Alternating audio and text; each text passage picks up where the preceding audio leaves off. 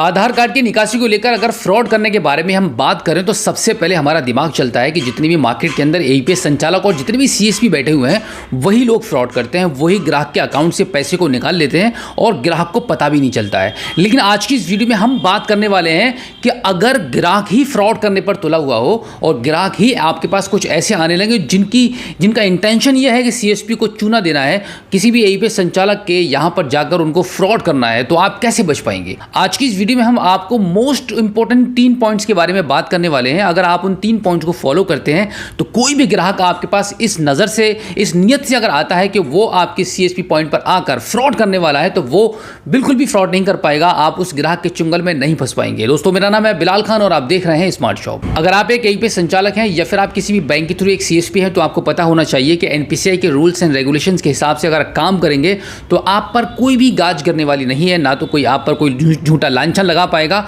और ना ही आपको कोई फ्रॉड के चुंगल में फंसा पाएगा। आज की इस वीडियो में मैं आपको बताने वाला हूं कि कौन से 3 रूल्स आपको फॉलो करने हैं जिनके फॉलो करने पर आप कभी भी नहीं फंसेंगे और ना ही आपको कोई फंसा पाएगा। सबसे पहले हम बात करते हैं कि अगर आपके शॉप पर आधार कार्ड से निकासी होती है, आप अपने ग्राहकों की आधार कार्ड से सेवा दे रहे हैं, तो सबसे पहले आपको काम यह करना है कि जब भी कोई भी ग्राहक आपके पास ऐसा आता है जो बोलता है कि आधार कार्ड से उसको पैसे निकालने हैं बट उसके पास आधार कार्ड नहीं है, वो आपको आधार कार्ड का नंबर बता सकता है और फिंगर लगाकर वो पैसा विड्रॉल करना चाहेगा। तो मैं आपको बता दूं कि आपको उस ग्राहक की निकासी बिल्कुल भी नहीं करनी है। आपको पहचान करनी है कस्टमर्स की और आधार कार्ड की कि अगर सेम पर्सन का आधार कार्ड है तभी आपको फिंगर लगानी है, क्योंकि आज के टाइम पर मार्केट में आधार के फिंगर के क्लोन भी बहुत सारे बनाए जा रहे हैं। तो कोई भी ग्राहक आपके पास ऐसा आता है कि उसको आधार कार्ड का नंबर याद है और आधार कार्ड का नंबर बताकर वो पैसे निकालेगा तो आपको उसका काम बिल्कुल भी नहीं करना है। लेकिन हाँ, कुछ ग्राहक आपके पास ऐसे भी होंगे जिनको आप पर्सनली जानते हैं, वो रेगुलर कस्टमर्स हैं, अगर उनको आधार कार्ड रिमेंबर है और वो आधार कार्ड का नंबर आपको बताकर पैसा निकाल रहे हैं तो आप उनका अच्छे से निकाल सकते हैं। लेकिन यहां पर मैं बात कर रहा हूं अननोन ग्राहक की, अननोन कस्टमर्स की। कुछ वर्किंग कस्टमर्स भी आपके सीएसपी पॉइंट पर आते होंगे पैसा निकालने के लिए,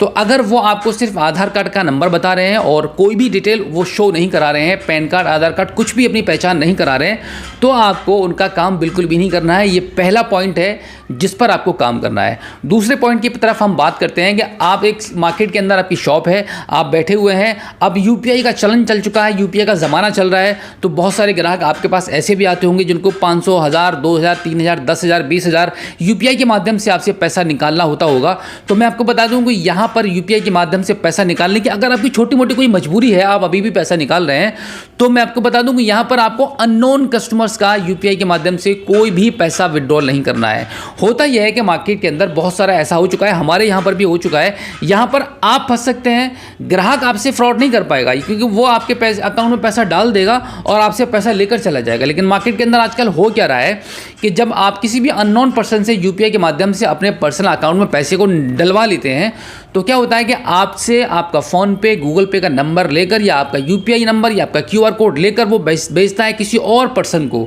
यानी कि जो पर्सन किसी के खाते से डायरेक्टली फ्रॉड करके आपके खाते में डाल देगा बैलेंस को और वो आपसे कैश ले जाकर उड़ जाएगा। वो तो वहाँ से आपसे निकल जाएगा, लेकिन कभी भी कोई भी कानूनी कार्रवाई होगी तो वो उसकी गाज आप पर गिरेगी, उस पर उसका जितना भी जुर्माना होगा, जो भी कानूनी कार्रवाई की जाएगी वो आपके खिलाफ की जाएगी, क्योंकि आप उसमें पकड़े जाएंगे। जिसके अकाउंट से फ्रॉड करके पैसा निकाला जा रहा है उसके अकाउंट से पैसे को निकालकर डायरेक्टली आपके अकाउंट में पैसा भेजा गया है, तो गवर्नमेंट आपको पकड़ेगी, पुलिस आपको पकड़ेगी, उस चोर को नहीं पकड़ पाएगी क्योंकि वो एक मीडिएटर था जिसने डायरेक्टली आपके फ़ोन पे यूपीआई के माध्यम से आपके अकाउंट में पैसे को उसने पड़वा दिया और आपसे पैसा लेकर वो निकल गया। अब आप इसमें फंसेंगे। तो यहाँ पर आपको पॉइंट नंबर 2 ये याद रखना है कि आपको यूपीआई के माध्यम से अननोन पर्सन से पैसा बिल्कुल भी नहीं लेना है, ये आपकी सुरक्षा के लिए बात है। अभी हम बढ़ते हैं आगे तीसरे पॉइंट की तरफ, जो कि सभी एईपीएस संचालक और सभी सीएसपी के लिए काफ़ी ज़रूरी है और उस तीसरे पॉइंट के बारे में हमने कई बार आपसे चर्चा की है वीडियो के माध्यम से।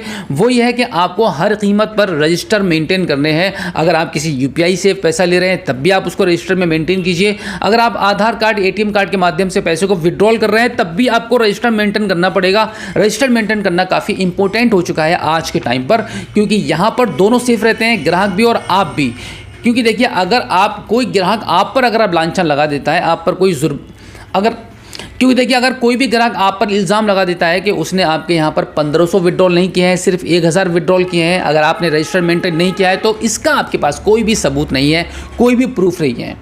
अब आप सोच रहे होंगे कि आप ट्रांजैक्शन कर रहे हैं एक आईडी से, उस आईडी पर तो लिखा हुआ है ना, उस आईडी के ट्रांजैक्शन डिटेल में सारा कुछ आ जाएगा कि कस्टमर ने कितना पैसा निकाला है। जब तक आप आईडी के ट्रांजैक्शन डिटेल निकाल पाएंगे ना, तब तक आप में जूते पड़ चुके होंगे, तब तक पब्लिक आपको ठोक चुकी होगी। अगर उसने पुलिस में कंप्लेंट की है तो पुलिस आपको उठा ले जा चुकी होगी, सारी आपकी इज्जत की वॉट लग चुकी होगी। उसके बाद आपसे सब पन्ने पलट पलट कर दिखाएंगे ना, वो काम नहीं आएगा। काम वो आएगा ऑन द स्पॉट दिखाने वाली बात है। अगर कोई भी आप पर इल्जाम लगाता है, फटाफट आप रजिस्टर उठाकर दिखा सकते हैं कि भाई देख, तूने सिग्नेचर किए हैं, इतना अमाउंट आपके अकाउंट में रह गया था, इतना हमने निकाला था और इतना हमारे पोर्टल पर हो गया था। वो सारा का सारा आप 1 मिनट के अंदर क्लियर कर सकते हैं। तो ये 3 पॉइंट हैं, बहुत ही खास हैं, महत्वपूर्ण हैं, आपको इनको ध्यान रखना होगा। इन्हीं 3 पॉइंट्स को नज़र में रखकर आप काम कीजिए, आप पर कोई परेशानी नहीं आएगी। दोस्तों, आज की इस वीडियो में जो जानकारी मैंने आपको दी है वो बिल्कुल प्रैक्टिकली है। आई होप ये वीडियो आपको काफ़ी अच्छी लगी होगी। हमारी इस वीडियो को लाइक ज़रूर कीजिएगा और अपने दोस्तों में शेयर करना बिल्कुल भी मत भूलिएगा। और अगर पहली बार हमारे स्मार्ट जॉब यूट्यूब चैनल पर आए हैं और अभी तक आपने हमें सब्सक्राइब नहीं किया है तो प्लीज़ एक बार सब्सक्राइब जरूर कीजिए और बेल आइकन को भी प्रेस कीजिएगा। तो चलिए दोस्तों, मिलते हैं आपसे किसी और एक अगली वीडियो में, एक नई जानकारी के साथ, एक नई अपडेट के साथ और एक नए जोश के साथ। तब तक के लिए जय हिंद।